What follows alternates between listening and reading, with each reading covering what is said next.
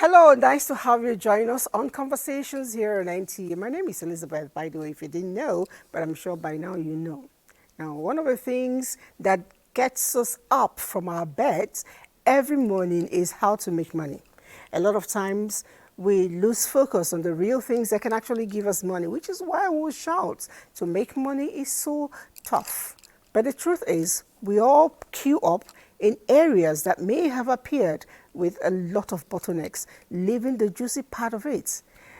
How do we go about ensuring that we wake up, get to do our jobs, whatever the job is, but very importantly, taking us back to land? I'm talking about agriculture.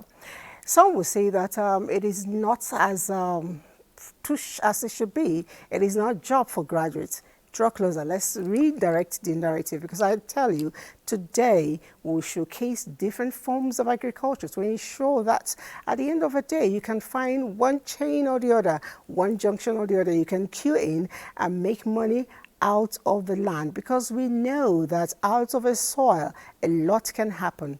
We're talking about agriculture investment. Call it AGROVEST. You won't be wrong. That's the catchword for today. So I need us to all sit back and listen, including me, because I have a very young agriculturist, agro-investor who will be telling us a whole lot. But before we get to show you who the guest is, I'll just stretch out and say to the ladies, hello. Hello. When last did you farm? Farm kid. Yeah, you fold my hand. No, it's not my thing. It's not my thing. Let me be honest. You fold my hand. No, it's not my thing. Oh my God. Not even in your backyard. No, see, me doing it is different from my mom doing it. So I'm going to be very honest here. She does farming. You came with your pen and paper because you need to learn. There's a whole lot to learn. Okay, then I will. I'm almost tempted not to ask Deba next. Well, just ask her. She should surprise me, though. What's the question again? When last did you farm? Any kind of farm? With my own hands, it's been a while. What's wrong with you people now? With my own hands, it's been a while, but I do have a farm because we have a plot in Makudi. You know, we've fenced it, but we're still trying to figure out what to do with it. So I get people to farm the space for me, cassava, beans, and groundnuts. Cassava, beans, and groundnuts, yes. Okay, at least somebody's doing it. Somebody's and you're better job. than me. Did I say cassava? No, millet. Millet, okay. Yes. Okay. Millet, beans, groundnuts. I'm glad nobody's asking me, so I won't answer. I know you're not doing it. I know you're like me. No. I'm not exactly like you. Okay. I used to do backyard gardens, you know. Right. I kind of enjoy it because it helps me bend down, you know, stretch my young waist and do all that. And I like the fact that when I'm cooking, I need scent leaf. It's readily available. Curry is readily available. I'm big time on veggies. I did Even try the fresh planting. pepper. I've tried it. I did try planting some of these small things, you know, in the back, you know, near the kitchen. But we have dogs, and Oh, wow. They eat well, them up. yeah, when they're newly planted, at night when we free them, they just dig up the whole thing. So it became a useless venture, and after a while, I just gave You up. see the funny. You know why I'm laughing? I'm advising my friends to do it, and instead of me to do it myself, because I have a friend who has a restaurant, and she has at the back of her place, she has space in her post, so she does all those things. Then there's a pepper she has, really nice. When you put it in all your food, it's it tastes really nice, smells really fantastic. So I now told her, I said, why don't you do a business with this pepper? I pushed my friend. She started last week. And when I saw the price of the pepper, and I'm like, my God, why am I advising another person? Why didn't I go to do the pepper True. stuff? And Because pepper is very expensive guess now. what? Yes, Is selling big time. Big time. It's true. And what does she use? What's this oil? What's this? Olive oil. Olive oil. You know, with it. So it's really good. I think it's a bit pricey, but it's what the money Olive oil do. is very I expensive. know it's what. See, I won't lie to you. No matter how horrible your food is, the minute you drop that pepper into your food, bingo. It's a Yeah. game changer Oh, for yes, you. yes. I did try water leaf, and I actually enjoyed it just at the backyard. Okay. And what I did was, maybe akin to organic, when you're done eating, please don't wash with soap. rinse the whole plate, Yeah. and then take the water to the backyard and pour it Pour in the it on garden. the- wow. And I found out that my water leaf did so well. Wow. The curry leaf, the scent leaf. You know, at a point, I was begging people to come and take, collect because. okay. Why were you not selling? I wasn't going to sell it. NTA won't No. let me go out and sell. Oh, okay, I understand. Okay.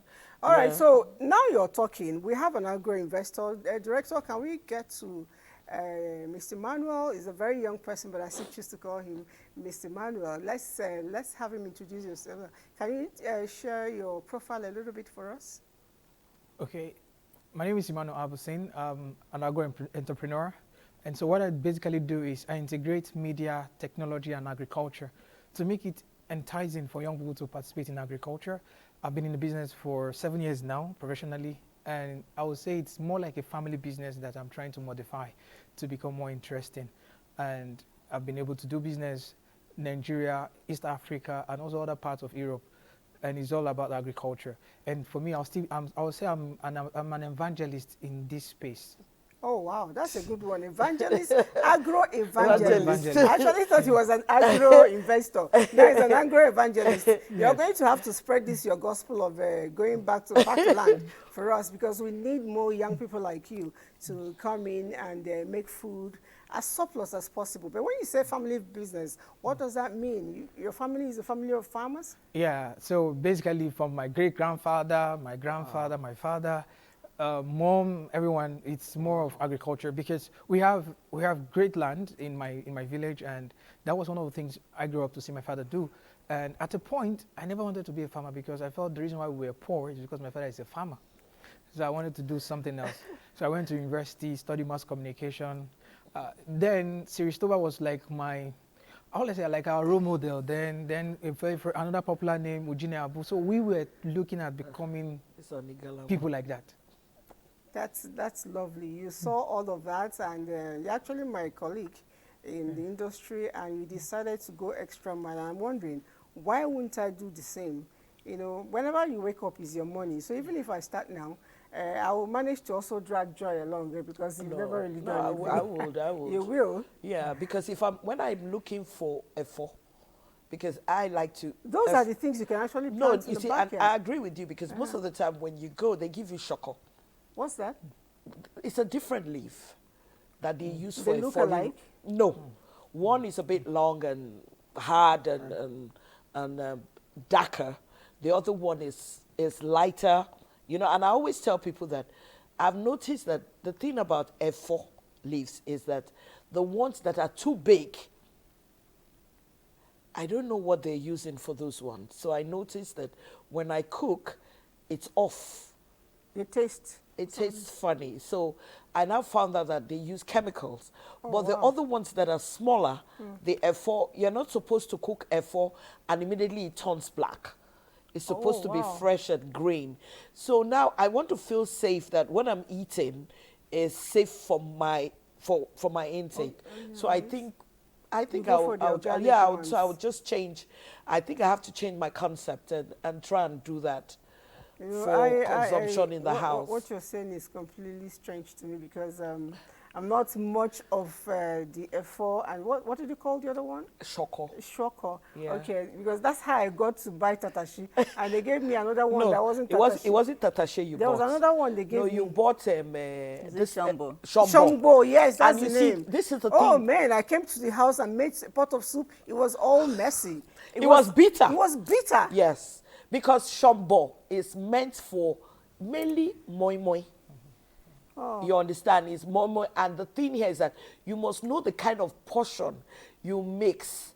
And, you know, it's more of color than, you know. And I think why you bought it then was that pepper was high. No, but I want to find out, Yeah. why is it always recommended to use shombo for moi moi? I use regular pepper.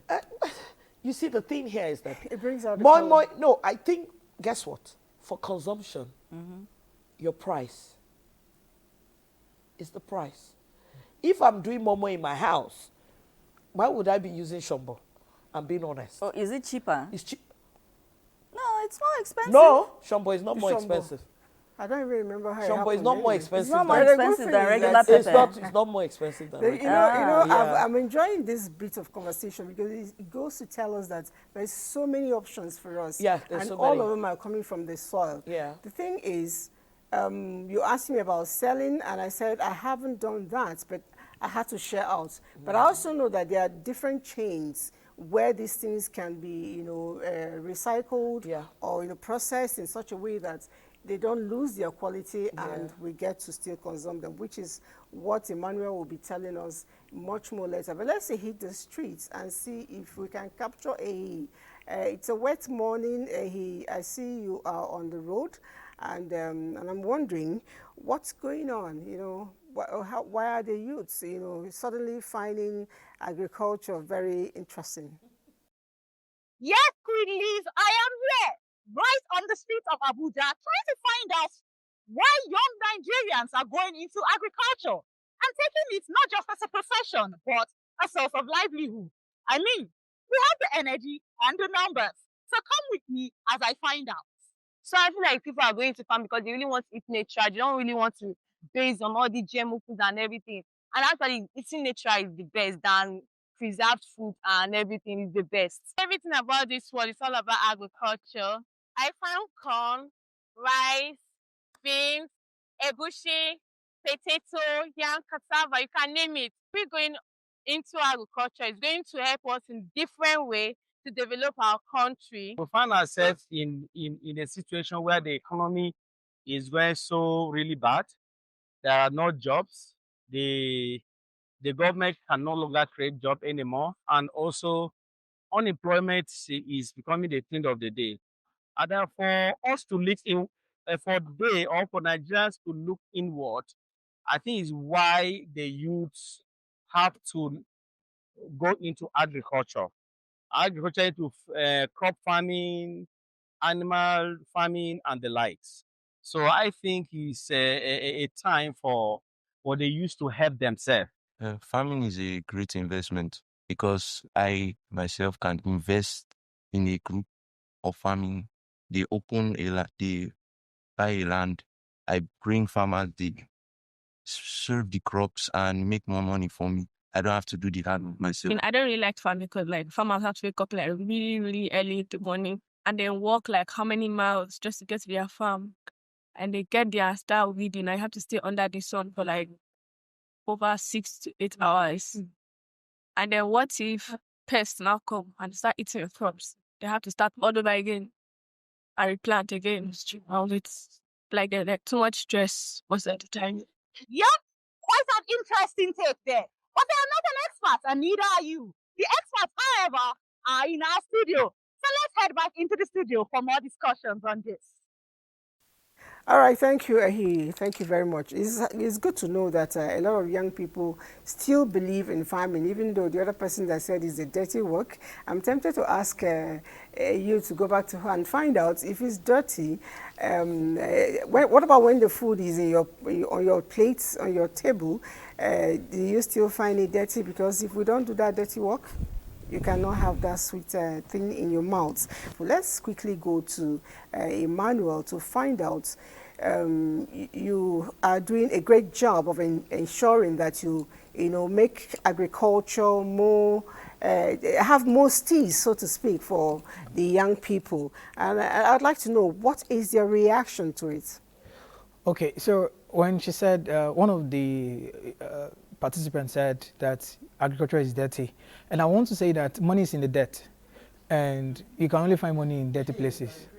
Gold in the dirt, diamond will have to be dug out, and so the same thing with agriculture. However, what we're trying to do is to still improve the perception of young people towards agriculture, especially how we grow up to see what agriculture is. People going to farm with dirty clothes, like more like rags. So you don't want to become like them. However, we have machineries now. So one of the things that has also made agriculture not very interesting is the lack of use of machineries and technology. So agriculture in Nigeria or Africa is driven by manpower, and there's little our power can do. So we have so much to do, but our manpower can only limit us to achieve great results. I've seen when you go to countries like New Zealand, Australia, Denmark, you can see young people. I met a young girl who's 25 years old, and she's doing 30 hectares of farm with machines, and she only have like 5 staff working with her. So 5 staff working with her. So you can see that with machinery we can do more. Then it become more interesting, more attracting. Then again, when it's driven by technology. So I would say that we just have to integrate technology, agriculture, media, machineries, and then young people will fall in love with agriculture. And that is one of the things we're promoting. I totally believe that because I also came across another young person who told me he was a farmer. And I was looking at his fingers. It didn't look like he has touched a thing in the ground. And I asked, he told me he did, or he does a lot of value added chain to the farm. From you now, what are the value added chain, young people can get involved? I'm thinking about Benue, and I'm seeing, I'm not a pastor anyway, but I'm seeing oranges wasting, I'm seeing pineapples wasting. How do we come in to ensure that these things maybe turn into juice for me? What is the bottleneck? Why are we not getting it? Okay, I will say that when you look at the value chain, one of the reasons why we are still lagging behind is our perception about Nigerian-made products.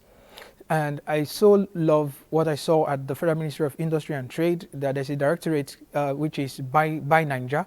And the essence of Buy Naija is to promote Nigerian-made products. And just like how we have Alibaba that promotes made in China, and their target is Africa. And Nigeria is also big enough to target other countries, either we consume locally or we do internationally. So it's about us having a perception that Nigerian-made brands are not inferior. It's not that Nigerian producers or processors don't have the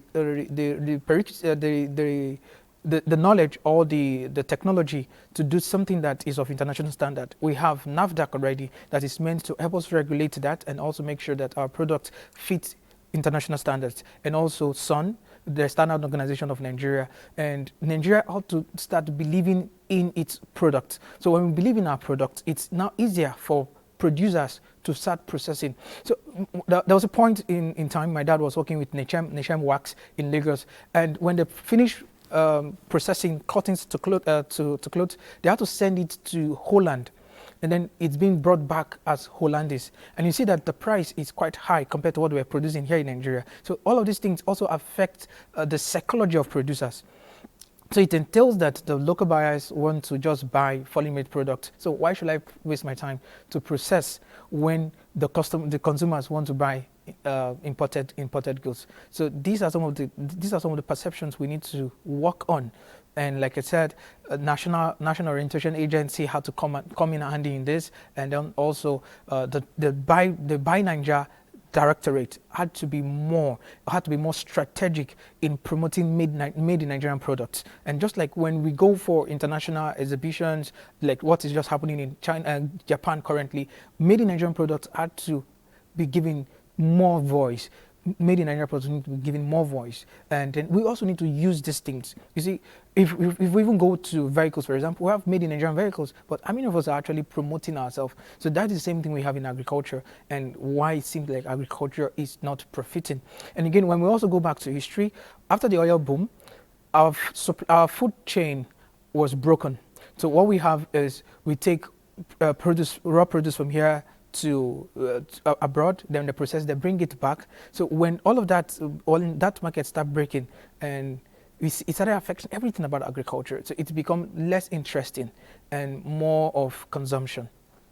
Okay, thank you very much. I'll still get back to you, but let's digest a little bit of all you've been saying. The other day I went to buy coffee, from one of the leading supermarkets, and the one I am used to buying was actually very expensive, and I wasn't sure I was that buoyant to buy it, and I tried to look at options.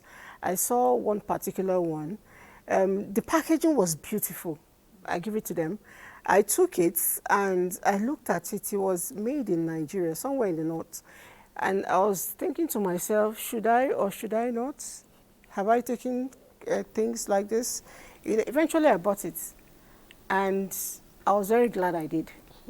I was very glad I did, because I was thinking the flavor, aroma will not be the same, but it was as strong as I wanted it, brewing it. I totally enjoyed it, which leaves me to wonder why a lot of us, refuse to patronize Nigeria. I know, Joy, you do a lot of things in Nigeria, but do you use foreign label for him?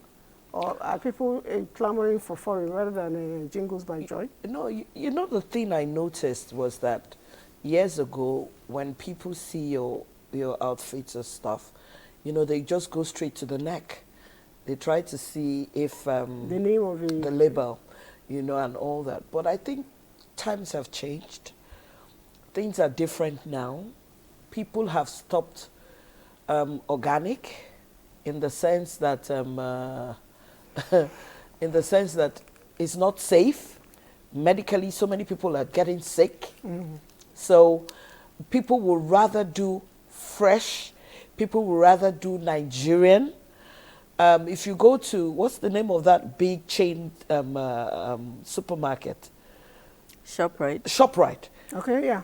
When I go to ShopRite and I see certain things that they're selling, I cannot imagine me buying them, because they're already dead.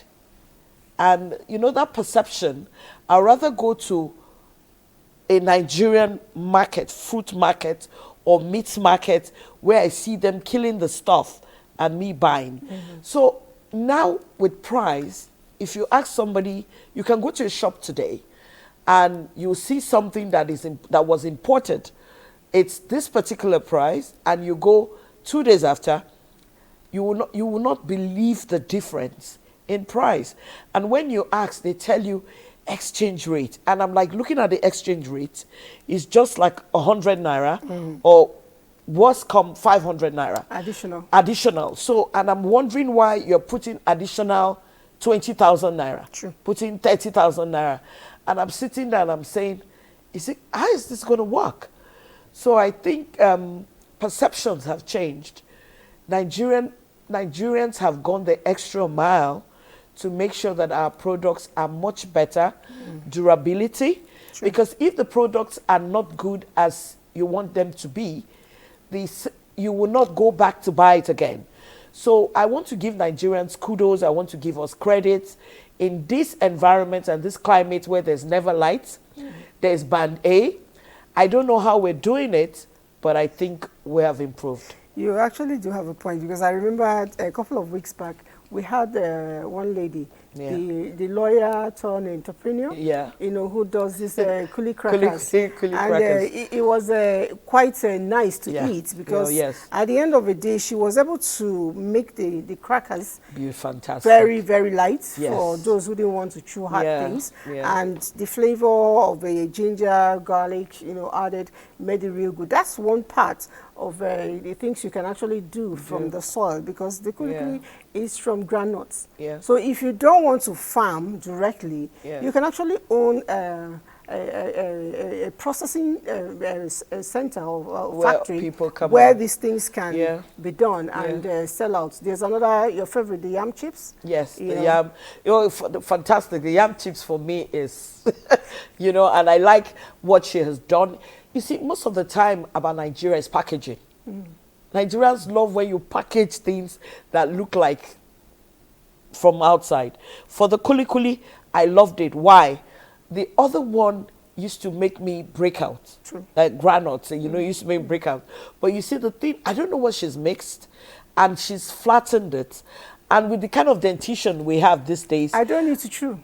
It just melts in the mouth. It just melts in the mouth. Like chocolate. So I have to Meanwhile, it's actually granules. I have to give it to coolie crackers. Yes. There's so many factors why Nigerians might not want to patronize Nigerian products. One is inferiority complex. Yeah. True. That natural belief that anything that is made in Nigeria is not good enough, no matter how excellent the quality and all of that. There's that. Two, there was a time when the products were not as good as they had been costed at. So they were a little too pricey for the quality you were getting. That was a very valid reason to not patronize. And then three, There was a time when our people, just as Emmanuel has said, our people had this thing of slamming on foreign labels on locally produced goods, and things like that. But for me, for the longest time, it has always been about quality and affordability. I started consciously patronizing made in Nigeria products about 20 years back. It's not a new thing for me, because I like to think of myself as a patriot. I'm this kind of person who feels like the only thing that will make me ever consider relocating out of this country permanently will be the potential for war. Oh, okay. The potential for war. I really believe my life is on the line. And of course, if family is moving, I have no choice. I won't be here while, yeah. So those are the two reasons. But other than that, I'm the kind of person who wants to travel and come back, because I don't believe for the life of me that any country anywhere holds more value for me than here. Okay, made in Nigerian products, one of them is our farm produce.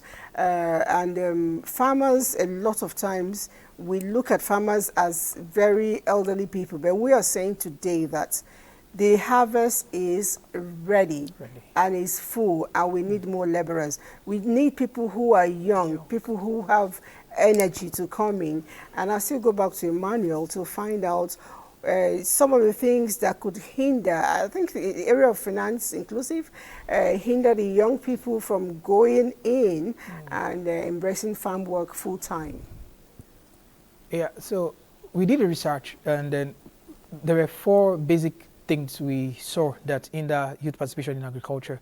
First has to do with perception, which we have said earlier, and then also lack of resources. Now, lack of resources here had to do with land and also finance. So not just about finance alone, then also skill gap. The skill gap is quite terrible.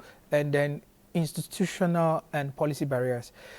For the policy and institutional barriers, I'll just make a reference to the AGROVEST program that during the former president, late Buhari, the AGROVEST program do not capture up to 20% of young people in Nigeria. And now these are funds that are affordable but not accessible. So as young people, we're looking for affordable funds, not just accessible funds. So I will categorize financing in Nigeria into 2. We have the financial institutions that are to cover with commercial banks, microfinance bank, other lending platforms as the financial institutions. Then government funds, international funds, and I want to categorize them as government funds. So government funds are quite affordable. You're talking about single digit interest, or let's say 10% interest rate, compared to 27-30% interest rate from the financial institutions. So these financial institutions provide funds that are accessible but not affordable, while the government funds are affordable but often not accessible by young people. And so these are basically some challenges that hinder young people to participate in agriculture.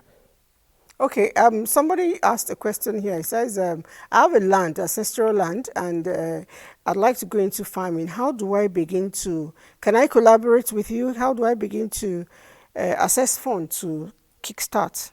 Okay, so one of the things we do is, because of the nature of our country, we don't provide direct funds. So what we do is we fund the process. Yeah, so we fund the process to make sure that the farmer is actually farming, not in the case where you provide productive credit and they convert it to consumption loans. And when productive credit changes to become consumption loans, the borrower find it hard to pay back. Mr. Emmanuel. Yes. Please, can you just break that down into regular English? Like, just speak normal English so that the average person will understand what you're saying. All right. So my apologies, please. So when I mean productive credit is just loans that you actually collect. You collected this loan for business. So we call it productive credit. So when you now convert it to consumption loan is what you use to, like, maybe you want to buy something, but you don't have enough funds to buy it, then you use that borrowed money to buy it. So you're already consuming that fund.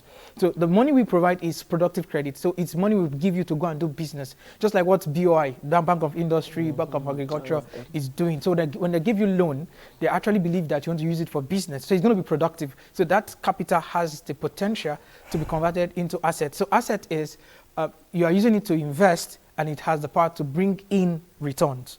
Why consumption is you are consuming it. All of us understand what consumption means already. So we are consuming it. We are using it to buy things. You want to buy a car. Maybe you want to rent a house.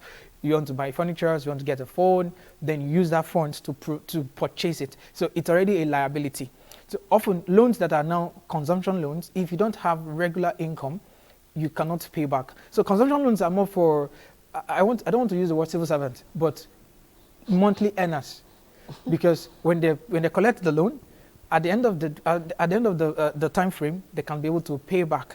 But most of us who are not earners, when we collect consumption loans, we are waiting for a miracle to happen, or you are praying to God to give you money to be able to pay back. I mean, you can't pay back, they start calling you, and then all of that. So what we do is to provide this kind of funds that help you go into the business. So we provide input. So one of the things we did was to look at it, what do farmer need? So they need input, like either fertilizer, seeds, and all of that. So we provide those inputs to farmers. Then we value them as funds, so we know how much was given to a particular farmer. Then we also now we support with working capital, just like, because we know that you need to transport to the farm, you need to maybe pay laborers and all, so that we'll be able to achieve our drive for food security.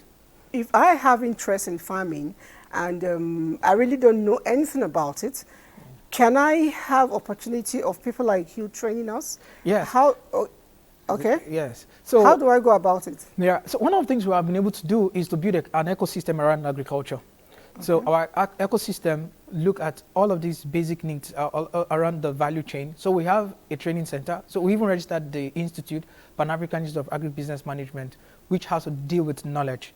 So we have the AGROVEST TV show that has to do with the media. Then we have the Tremor Agro Services that provide consulting services to existing farmers already, or other services around agriculture, and then also facilitate funding. So we recently integrate into our system a wallet also that can also help our farmers be more financially inclusive, because let me give a quick example of Kogi State.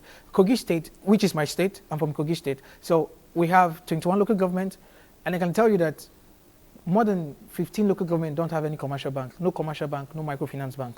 So the individuals there are financially excluded. And then most of the primary occupation you see around there is agriculture. So we looked into it, and then we partner with some financial institutions to bring banking to their footstep just with their mobile phone. And we also look at how to also provide mobile phones to these farmers in terms of credit, so they pay at the end of harvest. So we're trying to make sure that our farming becomes something quite interesting, and also be able to keep data. I can tell you that half of our data for agriculture is not totally correct. We are producing more than is captured at the moment. So again, if our data is correct, it also make budgeting and planning quite easy, and then more profiting. Emmanuel, yes. Have you people tried to go to NYC? You know, the NYC camp. I have a friend who goes there, you know, she talks with them. Yeah. She tells them that, you see, you can sew, you can be a tailor, you can all those acquisition things.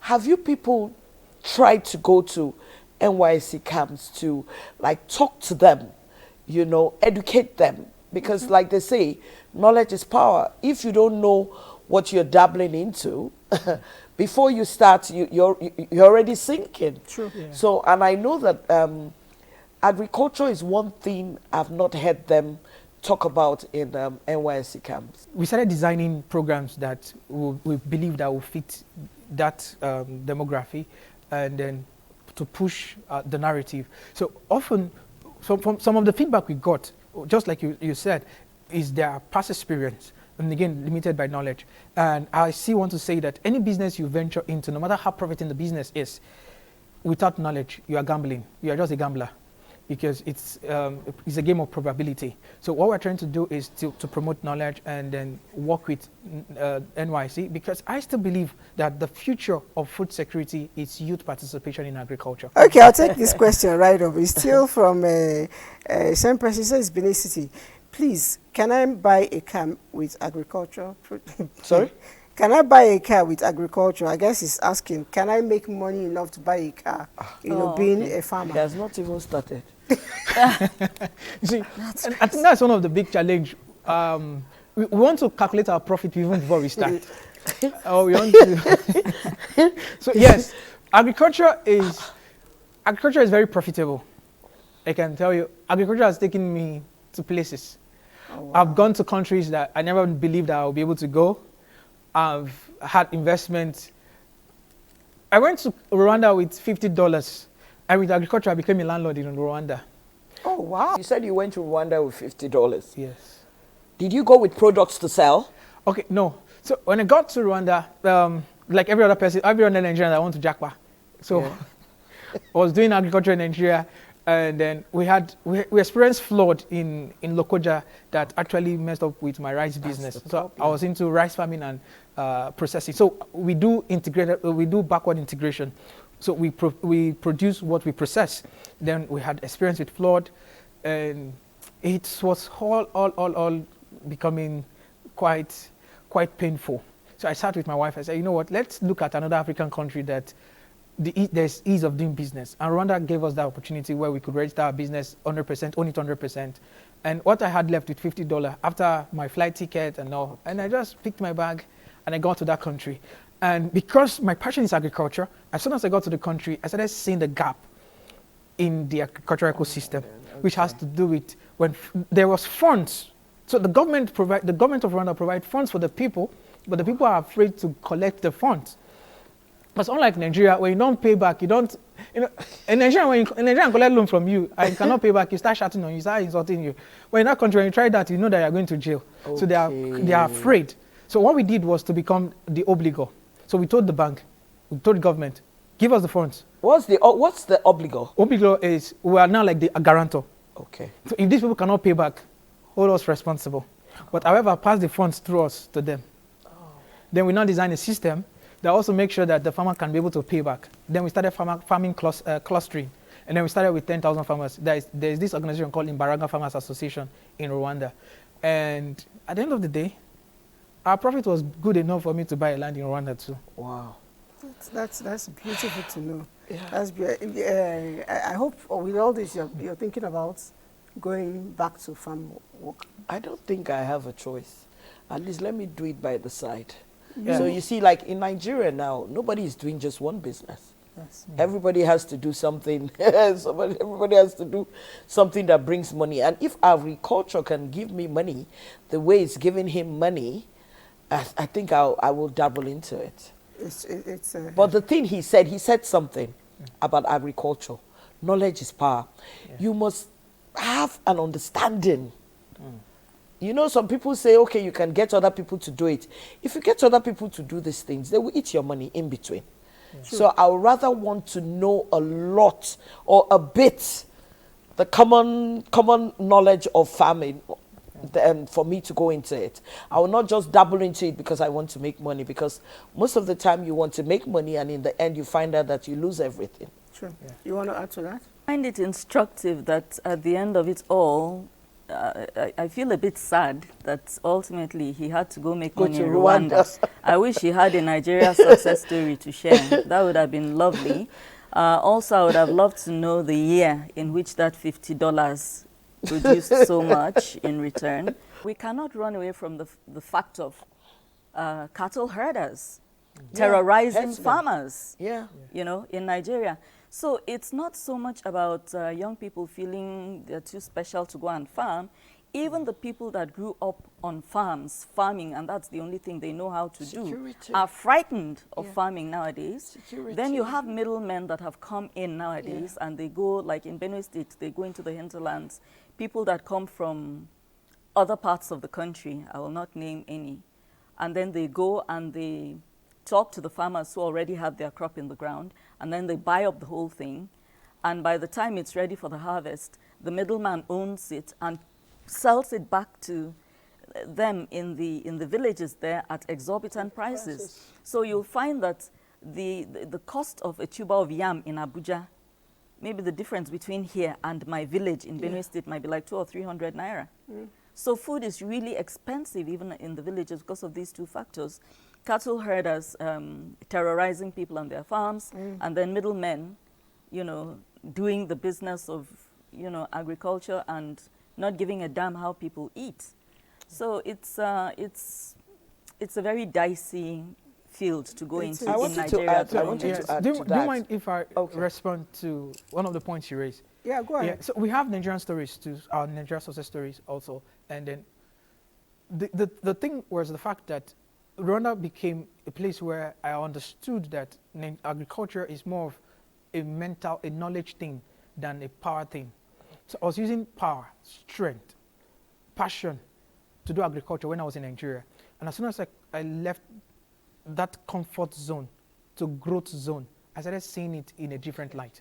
And that made me, I studied mass communication. I started taking professional courses, and then also I had to go back to school to do masters in business administration. And for me to want to see agriculture now as business. So it was more easier for me to start replicating, to start having results. And then at the end of the day, I was like, you know what? I have more opportunities in Nigeria than even in Rwanda when it comes to game of numbers, because when we produce there, we have to take it either to Uganda or Kenya to sell. But in Nigeria, the market is already big for us, so it's easier for me to come back. And then we're now investing in those areas she has mentioned, especially how do we make sure that the farmer also gets commensurate value for their effort. So the thing was the fact that finance is quite complicated with them. So let's say, for example, there was a time we tried something.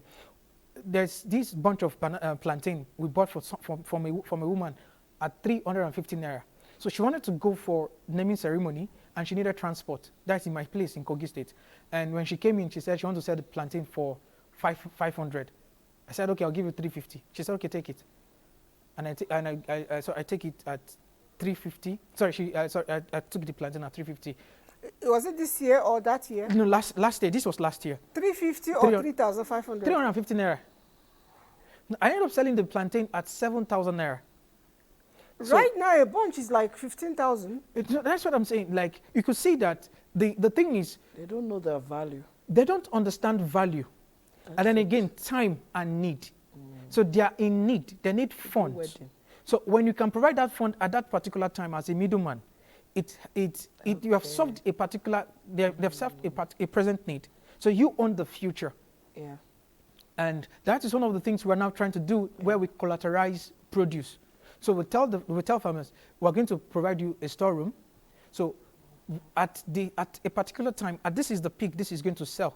So can you just hold on? Then we give them some funds to help them buy time. Then at the time of sale, they can still make some value from what they have. Because for us, business is not just about us making money. We want to have a community of successful farmers, so that when we come to talk about agriculture, we're not saying it just from one person winning, but we're saying it as a collective win for all. So I think that is one of the things we are trying to address at the moment. But it's quite hard because, again, you have to look at perception.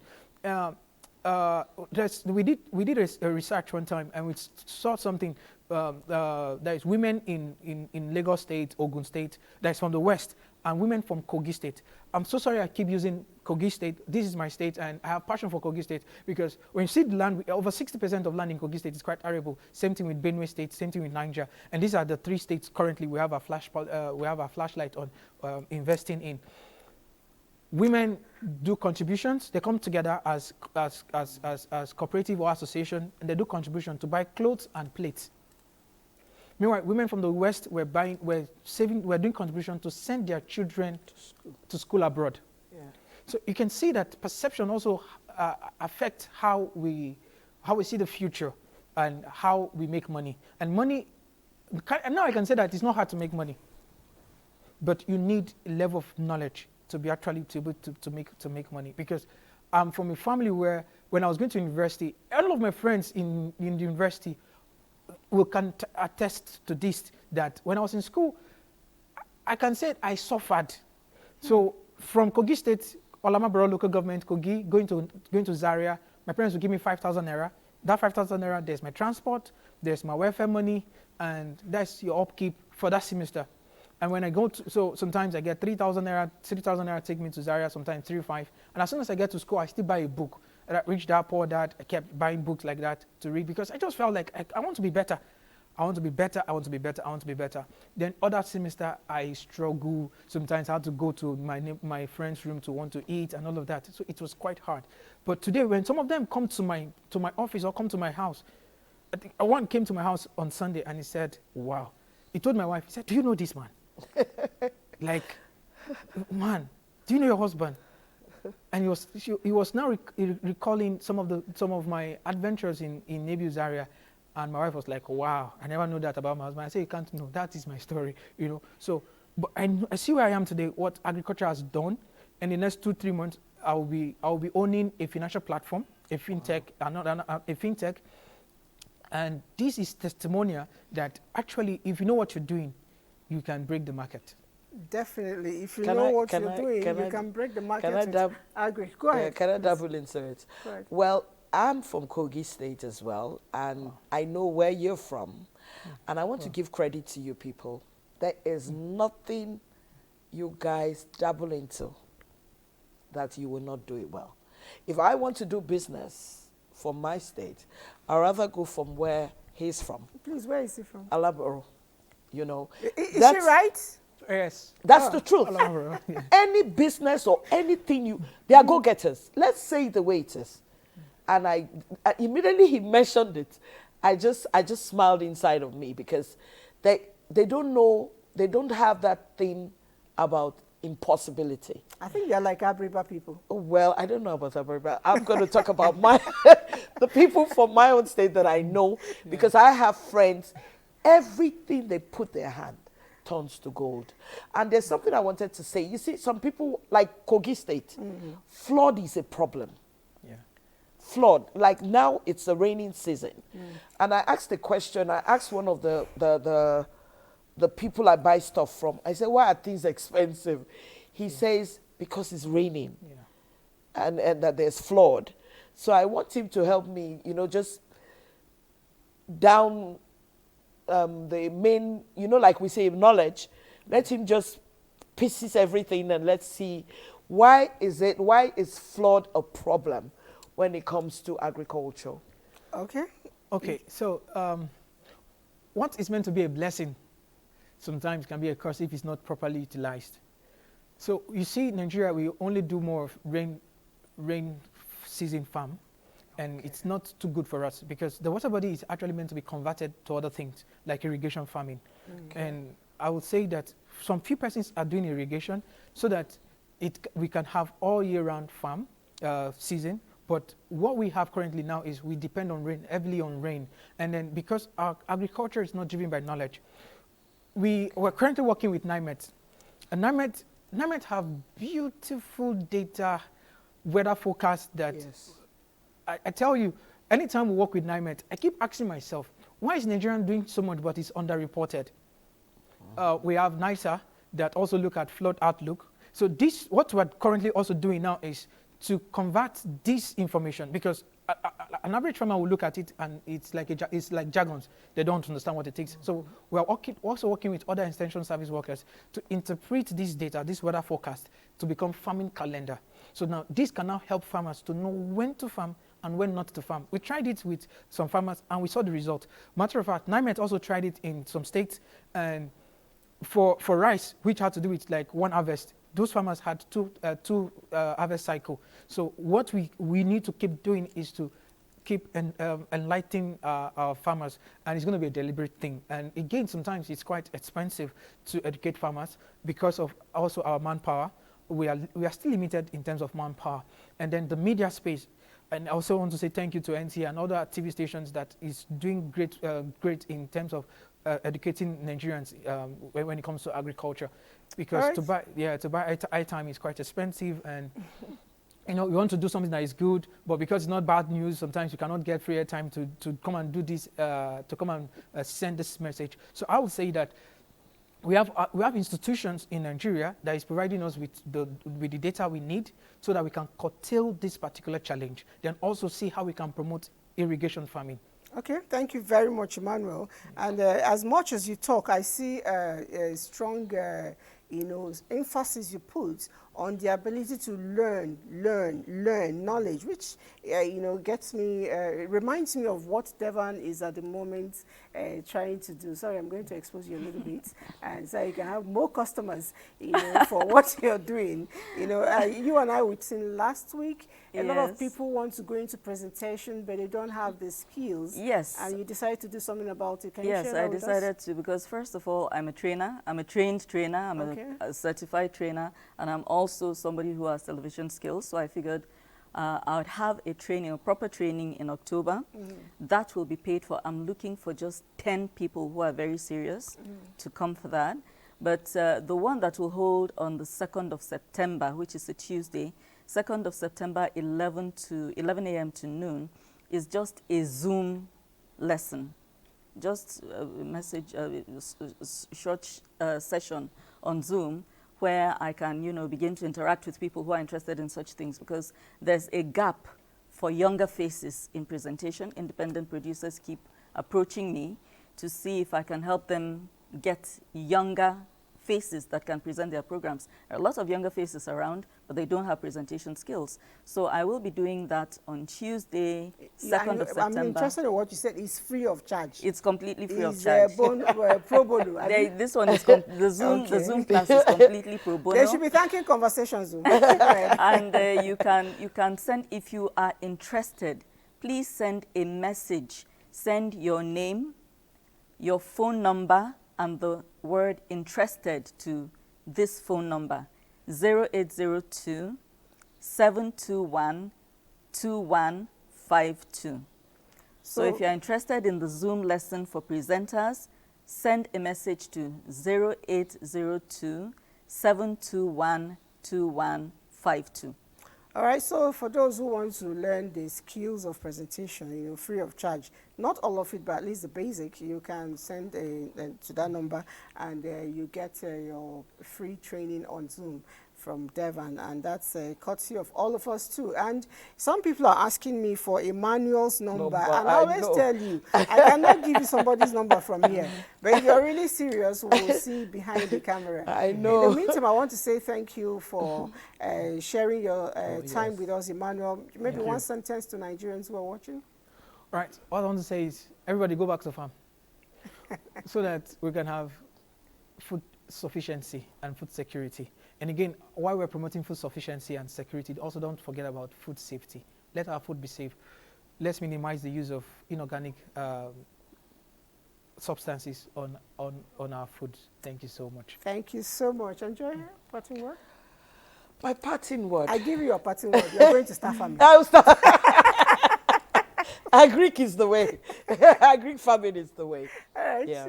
And I would say those who are interested in the free Zoom session taking place on Tuesday next week, if you didn't catch the phone number, look for me on Facebook, Devan Hamation. Look for Devan Hamation on Facebook.